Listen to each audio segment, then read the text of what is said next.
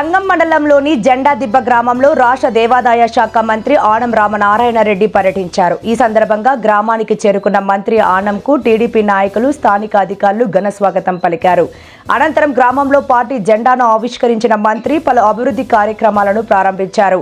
అనంతరం పలువురు లబ్ధిదారులకు పింఛన్లను పంపిణీ చేశారు. ఈ సందర్భంగా గ్రామంలో ఏర్పాటు చేసిన బహిరంగ సభలో మాట్లాడుతూ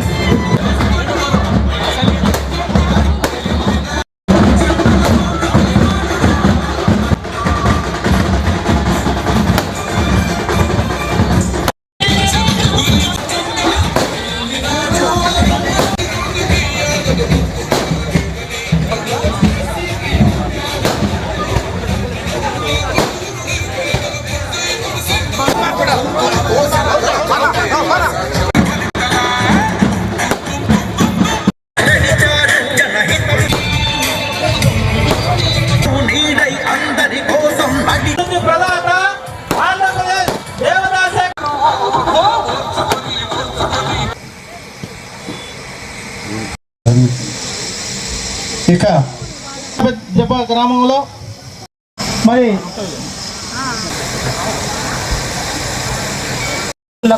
అధికారులకు రూపాయలు మంజూరు చేశారు.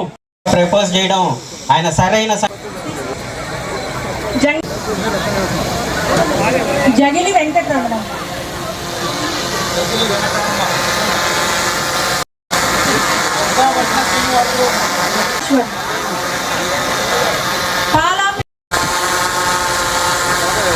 ఈ 1వ తారీఖు రోజున పెన్షన్లు పంపిణీ చేయడం అనేటువంటిది ఇవాళ మన ప్రభుత్వం తీసుకున్నటువంటి నిర్ణయం.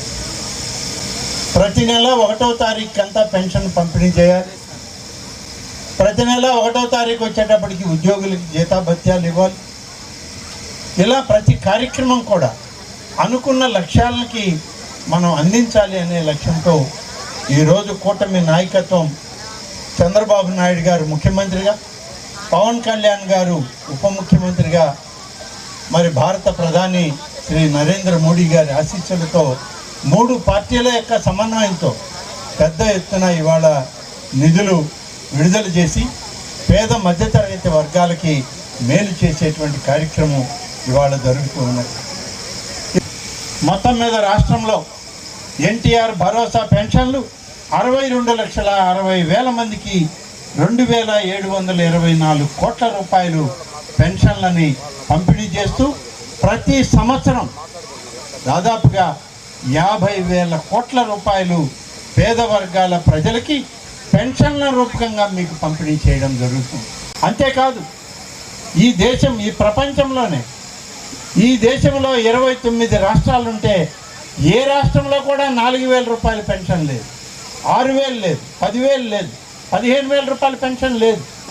ఒక్క ఆంధ్రప్రదేశ్లో కూటమి ప్రభుత్వం అధికారంలో ఉంది కాబట్టి చంద్రబాబు నాయుడు గారు కూటమి నాయకత్వం ఇచ్చినటువంటి ఎన్నికలకు ముందు ఇచ్చినటువంటి హామీ సూపర్ 6లో భాగం ఎన్టీఆర్ పెన్షన్లు ఇస్తామని చెప్పాం. ఆ ఎన్టీఆర్ పెన్షన్లని వచ్చిన మొదటి రోజు నుంచి మేము అధికారంలోకి వచ్చేటప్పటికీ 2 మాసాలకు ముందే ఈ పెన్షన్ మేము ఇస్తామని చెప్తే ఆ 2-3 మాసాల బ్యాలెన్స్ కూడా కలిపి అధికారంలోకి వచ్చిన తొలి మాసం పెన్షన్లను పంపిణీ చేసినటువంటి ప్రభుత్వం ఏదైనా ఉందంటే అది తెలుగుదేశం ప్రభుత్వం, కూటమి నాయకత్వం అని చెప్పి నేను ఈ సందర్భంగా మీకు మనవి చేస్తాను. తల్లికి వందనం చెప్పాం. తల్లికి వందనం అంటే పుట్టిన బిడ్డకి బడికి వెళితే స్కూల్లో చదువుకుంటే కానీ జూనియర్ కాలేజీ వరకు వాళ్ళకి ప్రభుత్వం నుంచి 15,000 రూపాయలు ఒక్కొక్క బిడ్డకి ఆ తల్లి బ్యాంక్ అకౌంట్లో వేస్తామని చెప్పాం. ఎందరు బిడ్డలు అనేది లెక్క చూస్తే పోయిన ప్రభుత్వం ఒక్క బిడ్డకే ఇచ్చింది. ఇవాళ కూటమి ప్రభుత్వం ఎందరు బిడ్డలున్నా అందరికీ ఇస్తామని చెప్పాం. ఇప్పుడు 2, 3, 4, 6 దానికి లెక్క లేదు. ఎందరు బిడ్డలు ఆ తల్లికి ఉన్నా ఆ తల్లి అకౌంట్లో అందరి బిడ్డల పేరుతో అటువంటి బిడ్డలు జూనియర్ కాలేజీ వరకు ఆ బిడ్డలకు ఒక్కొక్కరికి 13,000 రూపాయలు వాళ్ళ బ్యాంక్ అకౌంట్కి ఇచ్చాం. మిగిలిన 2,000 రూపాయలు వాళ్ళు ఏ స్కూల్లో చదివితే, ఏ జూనియర్ కాలేజీలో చదివితే ఆ ప్రిన్సిపాల్ అకౌంట్కి 2,000 రూపాయలు పెట్టి ఆ డబ్బు అక్కడ స్కూల్ బాగు చేసుకోవడానికి, అక్కడ ఉన్నటువంటి టాయిలెట్లు, బాత్రూమ్లు క్లీన్ చేసుకోవడానికి, పరిశుభ్రమైన వాతావరణంలో ఆ పేద వర్గాల బిడ్డలకి మంచి చదువులు చెప్పడానికి ఈ యొక్క తల్లికి వందనం ఉపయోగపడాలని చెప్పి ప్రతి బిడ్డ పేరుతో ఆ తల్లి అకౌంట్లో 13,000 రూపాయలు జమ చేస్తూ ఉంది ఈ ప్రభుత్వం. దాదాపు 10,090 కోట్ల రూపాయలు మీ తల్లుల పేర్లతో బ్యాంకులకి, మీ అకౌంట్ల పేరుకి ఇవాళ ఇచ్చిన ప్రభుత్వం ఈ కూటమి ప్రభుత్వం అని చెప్పి మనం చేస్తున్నాం. అన్నదాత సుఖీభావం. ఈ రాష్ట్రంలో ఉన్నటువంటి రైతాంగానికి ఒక్కొక్క రైతు కుటుంబానికి 20,000 రూపాయలు ఇస్తామని చెప్పి సూపర్ 6లో ఆనాడు హామీ ఇచ్చినటువంటి ప్రభుత్వం. హామీ ఇచ్చిన తర్వాత ఈ సూపర్ 6లో మరి ప్రతి రైతుకి 20,000 రూపాయలు ఇవ్వాలి అని చెప్పి ప్రయత్నం చేస్తే కేంద్ర రాష్ట్ర ప్రభుత్వం 6,000 రూపాయలు, రాష్ట్ర ప్రభుత్వం ఇవాళ చంద్రబాబు నాయుడు గారి నాయకత్వంలో 14,000 రూపాయలు కలిపి 20,000 రూపాయలు 3 విడతల్లో ఈ ప్రభుత్వం రైతాంగానికి అండగా నిలబడి 3వ విడత డబ్బు కూడా ఈ పోయిన మార్చి మాసం 1వ తారీఖు అంతా మొదటి వారంలో డబ్బులు విడుదల చేసింది. మొత్తం మీద పోయిన సంవత్సరం రైతాంగానికి చెప్పిన మాట ప్రకారం రైతాంగానికి ఇవ్వవలసిన 20,000 రూపాయలు 3 విడతల్లో రైతులకి అందించడం జరిగిందని చెప్పి మీకు మనం చేస్తా ఉన్నాం. మహిళలకు ఇవ్వాల్సినటువంటి కార్యక్రమంలో ప్రతి గ్యాస్ కనెక్షన్ ఉన్నటువంటి కుటుంబానికి 3 గ్యాస్ సిలిండర్లు ఉచితంగా ఇస్తామన్నాం. ఒక్కొక్క గ్యాస్ సిలిండర్ ధర 825 రూపాయలు, 860 దూరాన్ని బట్టి, ట్రాన్స్పోర్ట్ని బట్టి పెరుగుతూ పోతుంది. అయినప్పటికీ మొదటి సిలిండర్ తీసుకున్న వాళ్ళకి డబ్బులు విడుదల చేశాం. దాని తర్వాత 2వ సిలిండర్ తీసుకుంటే దానికి విడుదల చేశాం. 3వ సిలిండర్ తీసుకున్న వాళ్ళకు కూడా డబ్బు చాలామందికి విడుదలైంది. ఇంకెవరైనా విడుదల కావాల్సిన వాళ్ళు 1-2 ఉన్నా వాళ్ళకు కూడా ఈ నెలలో పూర్తి స్థాయిలో 3 సిలిండర్ల డబ్బు ఆ యొక్క మహిళలకు అందించడం జరుగుతుంది. ఈ విధంగా దీపం 2 పథకాన్ని మహిళలకు అందించినటువంటి ప్రభుత్వం ఇవాళ మన ప్రభుత్వం. స్త్రీ శక్తి పథకం మరొక సూపర్ 6లో ఒకటి. మహిళలకి తోడుగా ఉండాలి ఈ ప్రభుత్వం అని చెప్పి 3 సిలిండర్లు ఆనాడు వాగ్దానం చేస్తే తర్వాత అధికారంలోకి వచ్చినటువంటి కూటమి ప్రభుత్వం స్త్రీ శక్తి పథకంలో ఉచిత బస్సు ప్రయాణం ఏర్పాటు చేయాలి. ఆర్టీసీ బస్సుల్లో మీరు ఏ ప్రాంతానికి వెళ్దామన్నా ఆర్టీసీ బస్సులో మీకు ఉచిత ప్రయాణ సౌకర్యం ఇవ్వాలి అని చెప్పి ప్రభుత్వం ఆలోచన చేసి పోయిన సంవత్సరం ఆగస్టు 15 నాడు ఉచిత బస్సు సౌకర్యం ఆర్టీసీ బస్సుల్లో మహిళలు కానీ మనం ఎక్కడ ప్రయాణం చేసినా ఉచిత బస్సు సౌకర్యం ఏర్పాటు చేసిన ప్రభుత్వం ఇవాళ మన చంద్రబాబు నాయుడు గారి ప్రభుత్వం అని చెప్పి నేను మీకు మనవి చేస్తున్నాను. దాదాపు 10 మాసాలైంది. 5 కోట్ల మంది మహిళలు బస్సుల్లో ప్రయాణం చేశారు ఈ 10 మాసాల్లో. దీనికి అయిన ఖర్చు 1400 కోట్ల రూపాయలు ఈ రాష్ట్ర ప్రభుత్వం ఆర్టీసీ యాజమాన్యానికి డబ్బు కట్టింది. వికలాంగులు ఎవరైతే వికలాంగులు ఉంటారో వాళ్ళు ప్రయాణం చేయలేరు. వాళ్ళు ఆటోల్లో ఎక్కాలి, ఆటోలకు డబ్బు ఖర్చు పెట్టాలి, ట్యాక్సీలకు డబ్బు ఖర్చు పెట్టాలి.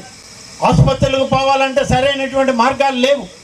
అందుకని ఆర్టీసీ బస్సులో ప్రయాణం చేస్తే దివ్యాంగులైనటువంటి వికలాంగులకు కూడా ఈనాడు ఉచిత బస్సు సౌకర్యం పోయిన మాసం నుంచి మొదలుపెట్టాం. మొదలైంది. పెద్ద ఎత్తున వికలాంగులు కుటుంబాల్లో ఉన్నటువంటి ఆ యొక్క సోదరులు సోదరిమణులు ఇవాళ ఆర్టీసీ బస్సుని ఉచిత ప్రయాణ సౌకర్యం కింద వాడుకోవడం జరుగుతుంది అని చెప్పి నేను మీకు మనవి చేస్తాను. పురోహితులు, ఆలయం ఉంది, పౌరోహిత్యం చేసేవాళ్ళు ఉన్నారు, బ్రాహ్మలు ఉన్నారు. బ్రాహ్మలు కాని వాళ్ళు కూడా కొన్ని ప్రాంతాల్లో ఇవాళ పూజా పునస్కారాలు చేస్తూ ఉంటారు. వాళ్ళకు కూడా ఇవాళ ఒక్కొక్కరికి 10,000 రూపాయల లెక్కన పురోహితులకి ఈరోజు ధూప దీప నైవేద్యం అనేటువంటి ఒక పథకం కింద ప్రతి సంవత్సరం 70 కోట్ల రూపాయలు ఖర్చు చేసి ప్రతి నెల 1వ తారీఖు వచ్చేటప్పటికి 5,841 మందికి ఇవాళ డబ్బు విడుదల చేస్తూ ఉంది మన ప్రభుత్వం. 16,000 మంది టీచర్ పోస్టు ఖాళీలు ఉన్నాయి గడిచిన 8-9 సంవత్సరాలు. వాటన్నిటికీ పరీక్ష పెట్టి ఎంపిక చేసి అందరినీ కూర్చోబెట్టి మీకు ఎక్కడ ఖాళీ ఉంటే అక్కడ మీకు ఉద్యోగాలు ఇస్తున్నాం, 16,000 మంది మీరు వెళ్ళి ఉద్యోగాలు చేయండి అని చెప్తే అందరు టీచర్లని ఇవాళ ఏ టీచర్లు అయితే బడుల్లో టీచర్లు లేకుండా ఉన్నాయో ఆ బడులకి టీచర్లను వేయడం జరిగింది. మీ బిడ్డలకు మంచి భవిష్యత్తుని మంచి విద్యని అందించే కార్యక్రమం చేయడం జరిగింది. పోయిన వైసీపీ ప్రభుత్వం మనకి ఇచ్చిపోయింది. 2 కార్యక్రమాలు ఇచ్చారు వాళ్ళు. ఏంటంటే మనకి వాళ్ళు పోతూ పోతూ ఈ ప్రభుత్వానికి ఇచ్చినటువంటి మొదటిది 10,50,000 కోట్ల రూపాయల అప్పు మనకు ఇచ్చిపోయారు. దానికి సంవత్సరానికి ఎంత వడ్డీ కట్టాలంటే 1,40,000 కోట్ల రూపాయలు వడ్డీ కట్టాలి బ్యాంకులకి. ఇది వాళ్ళకి మనకి ఇచ్చినటువంటి బహుమానం. 5 సంవత్సరాలు ఆయన పరిపాలన చేసి దాదాపుగా 11 లక్షల కోట్ల రూపాయలు అప్పు ఇచ్చి ప్రతి సంవత్సరం ఈ అప్పు నువ్వు కట్టుకో, 1,40,000 కోట్ల రూపాయలు వడ్డీ కట్టుకో అని చెప్పి ఆ పెద్ద మనిషి ఈ ప్రభుత్వానికి అప్పచెప్పిపోయాడు. మరమగ్గాలు ఉంటే అంటే కరెంటు మీద మగ్గాలు కానీ ఉంటే వాళ్ళకి ఉచిత కరెంట్ ఇస్తాము. లేదు నేతన్నలు చేతి మగ్గాల్లో ఉంటే దానికి 200 యూనిట్ల కరెంటు. ఇవాళ దాన్ని నిన్నటి నుంచి బహుశా ఆదేశాలు ఇచ్చారు, ఇవాళ నుంచి మొదలవుతుంది. చేనేత కార్మికులు, చేనేత వస్త్రాలు నేసేవాళ్ళు ఎవరైనా ఉంటే కరెంటు మగ్గాల మీద కానీ మీరు మగ్గాలు పెట్టి నేస్తూ ఉంటే అధికారులు 500 యూనిట్ల వరకు మీకు ఉచిత కరెంటు మీ దగ్గర డబ్బు వసూలు చేయరు. చేతి మగ్గాలు ఉన్నటువంటి రైతాంగం చేనేత కార్మికులకు 200 యూనిట్ల కరెంటు ఉచితంగా ఈ నెల 1వ తారీఖు నుంచి ఇవ్వడం జరుగుతుంది. పోయిన వైఎస్ఆర్ కాంగ్రెస్ పార్టీ ప్రభుత్వం ఆయన ఒక రాజధానిలో పనిచేయలేం, 3 రాజధానులు అయితే బాగుంటుందని 3 ముక్కలు ఆట ఆడాడు. మనతో కర్నూలు అన్నాడు, అమరావతి అన్నాడు, విశాఖపట్నం అన్నాడు. అక్కడైనా ఏమన్నా చేశాడా అంటే మహానుభావుడు 700 కోట్ల రూపాయలు ఖర్చు పెట్టి విశాఖపట్నం సముద్ర తీరాన ఆయన ఉండడానికి ఒక ప్యాలెస్ కట్టుకున్నాడు ప్రభుత్వం డబ్బుతో. ఇవాళ కేంద్ర ప్రభుత్వం ముందుకొచ్చి సహకరించి రాష్ట్ర ప్రభుత్వం చేసే ప్రతి పనికి తోడుగా ఉండి అమరావతిని రాజధానిగా చేయడానికి మొన్న అసెంబ్లీలో బిల్లు పెట్టి పాస్ చేస్తే ఇవాళ రేపు కేంద్రంలో పార్లమెంట్లో అమరావతి ఆంధ్రప్రదేశ్ రాజధాని అనే ఆ బిల్లు పాస్ కాబోతుంది. మనం కూడా మా రాష్ట్రానికి రాజధాని ఏది అంటే అమరావతి అని గుండెల మీద చేయి వేసుకొని మనం చెప్పొచ్చు, మన బిడ్డలు చెప్పొచ్చు, బయట దేశాల్లో కూడా మన వాళ్ళు ఎవరున్నా అమరావతి మా రాజధాని అని చెప్పుకోవచ్చు.